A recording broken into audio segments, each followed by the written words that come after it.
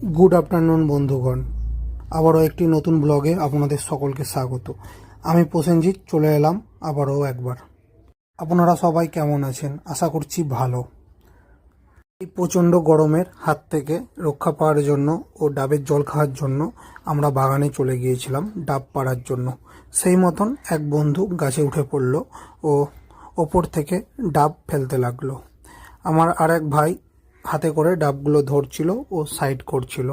প্রচণ্ড হাতে ব্যথা করছিল, কারণ অনেক ওপর থেকে ডাবগুলো পড়ছিল। তখনই তার মাথায় একটি বুদ্ধি এলো, সে পায়ের জুতো খুলে হাতে নিয়ে নিল। তার হাতে আগের তুলনায় কম ব্যথা করছিল। এরকম করে আমরা প্রায় গোটা 25 থেকে 30 পিস ডাব পারলাম, সংখ্যায় ছিলাম 6-7 জন। এরকম করে প্রায় গাছ বলতে পারেন ফাঁকাই করে দিয়েছি। মোটামুটি এখন ডাব পাড়া কমপ্লিট। ডাবগুলোকে সব কুড়িয়ে এক জায়গায় জড়ো করা হলো ও বাড়ি থেকে নিয়ে যাওয়া হয়েছিল আগেই হেসো।